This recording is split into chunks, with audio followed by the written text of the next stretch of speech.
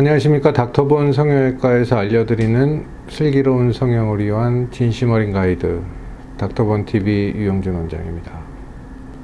이 시간에는 이마에 사용되는 실리콘 보형물의 종류가 어떻게 변화되어 왔고, 최근에도 드물지만 사용이 여전히 되고 있는 것 같은데요. 실리콘을 이마에 사용함으로써 생기는 문제들이 어떤 것이 있으며 어떻게 해결해야 되느냐, 이 점에 대해서 말씀드리겠습니다. 실리콘을 사용해서 이마를 이제 북돋아주는 이마 보형물 수술은 굉장히 오래전서부터 시행되어 왔습니다. 제가 20년 전부터 그 메틸본드를 이용해서 이마 성형을 하면서 이마에는 실리콘을 넣으면 안 된다. 실리콘이라는 재료 자체가 나빠서가 아니라 실리콘이 이마에 적합하지 않은 재료이기 때문에, 왜냐? 피가 차기 때문이죠. 그래서 실리콘을 사용하면 안 된다고 누누이 말씀드렸음에도 불구하고 여전히 실리콘이 아직도 사용되고 있고 저희는 계속 빼고 있습니다.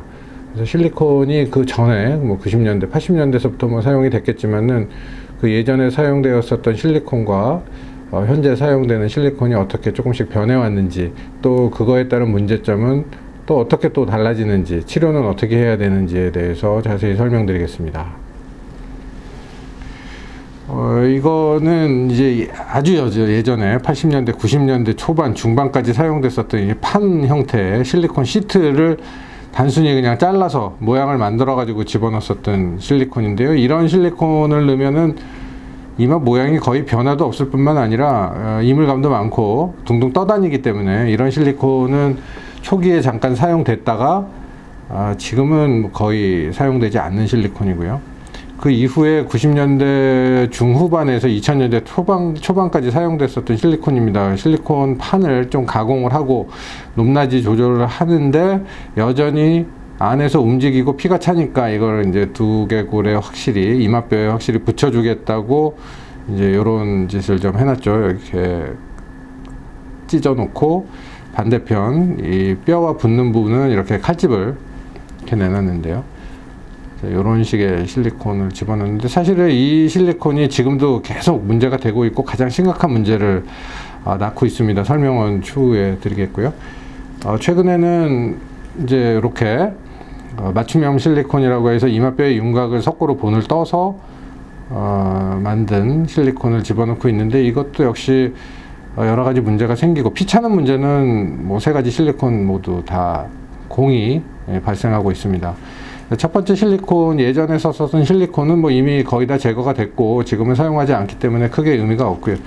지금 90년대 중후반에서 2000년대 초반까지 사용됐었던 이 실리콘이 가장 문제가 되는 이유는 이 안쪽에 이렇게 집어넣어 놓은 칼집, 이 칼집은 실리콘이 움직이지 말라고 뼈에 이렇게 고정되라고 만들어 놓은 건데, 고정의 원리 자체가 뼈가 이 안으로 자라 들어간다는 점이죠. 뼈도 이 살아있는 그 인체의 일부이기 때문에 뭔가 압력이 이렇게 닿게 되면 압력이 가해지는 부분은 침식되고 압력이 없는 부분은 뼈가 자라 올라오게 됩니다. 그래서 이 요철의 윤곽을 따라서 뼈가 이제 울퉁불퉁하게 이렇게 되죠. 그러면 그렇게 돼 있는 상태에서는 실리콘이 겉에서 덮고 있기 때문에 겉에서는 잘 모르게 되는데, 실리콘을 이마에 넣게 되면 결국은 피가 차니까 언젠가는 피가 찼을 때 이걸 이제 제거를 하고 재수술을 하든 제거만 하든 뭔가 조치를 취해야 되는데, 이걸 제거를 한 다음에 이마뼈의 윤곽이 이 요철에 맞춰서 굉장히 울퉁불퉁해진다는 거죠. 그럼 그거를 해결할 수 있는 방법은 저희가 사용하는 메틸본드를 사용해서 울퉁불퉁한 요철을 이렇게 메꿔주는 그 방법밖에 없게 되고요.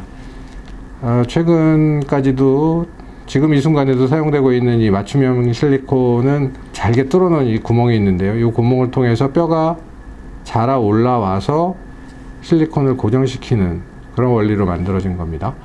근데 이것 역시 이 바깥쪽 부분에서 생긴 캡슐과 그 주변 조직과의 상호 반응 때문에 그 문제에 대해서는 나중에 이제 그 피가 차는 메커니즘에 대해서 자세하게 설명드릴 기회가 있겠지만, 어쨌든 피가 차게 되면 제거를 해야 되는데, 이 실리콘은 그 전에 사용됐었던 이렇게 칼집을 집어넣어서 이마뼈가 빨래판처럼 우들두들하게 되는 그런 현상은 없지만, 그 대신에 이 바깥쪽 부분이 굉장히 얇게 만들어졌기 때문에 뼈가 이 위아래로 자라 올라와서 이 실리콘을 물고 있을 수 있다는 점이죠. 그래서 굉장히 강하게 물고 있으면 이걸 제거하는 과정에서 찢어져서 몸 안에 실리콘의 일부가 좀 남을 수가 있습니다.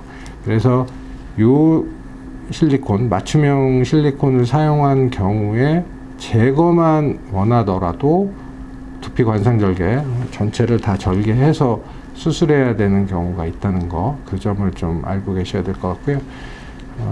가장 문제가 되는 이 칼집을 집어넣은 이 실리콘은 거의 대부분의 경우에 두피 관상절개를 통해서 제거를 하고 그 울퉁불퉁해진 빨래판처럼 되어 있는 이마뼈를 재건을 하면서 모양을 만들 수도 있고 원래 상태로 되돌릴 수도 있고, 그래서 수술이 가장 복잡하고 환자 입장에서는 회복하는 데 시간도 조금 더 걸리는 그런 실리콘이라고 하겠습니다. 이게 어떤 종류의 실리콘이든 이마 안에 들어있으면 결국은 피가 차고 제거를 해야 되는데, 수술하고 1, 2년 안에 피가 차면 뭐 복잡할 건 없습니다. 수술한 병원 가서 그냥 제거해 달라고 하면 그냥 끝인데, 이게 5년이 지나고 10년이 지나면 두개골에 이마뼈에 큰 변형이 생기게 되고, 그 변형은 제거를 한 이후에도 남아있기 때문에 반드시 재건을 해야 되는 상황이 생기거든요. 겉에서도 울퉁불퉁하게 보이면 안 되니까요. 그런 경우에는 그걸 어떻게 하냐, 알 수가 없죠. 피가 차서 이마가 뭐 화성인처럼 이렇게 볼록하게 튀어나오기 전에는 재수술을 받을 생각들을 할 수가 없으니까요. 근데 미리 확인을 원하시면 CT를 찍어서 저희 병원에 가져오시면 바로 확인해 드리고, 수술이 필요한 경우에는 가장 부담이 적게 가는 방법, 가급적이면 저희도 두피 관상절개를 안 하고 부분절개만으로 제거와 재건을 동시에 수술할 수 있도록 그런 노하우를 계속 쌓아나가고 있습니다. 감사합니다. 구독, 좋아요.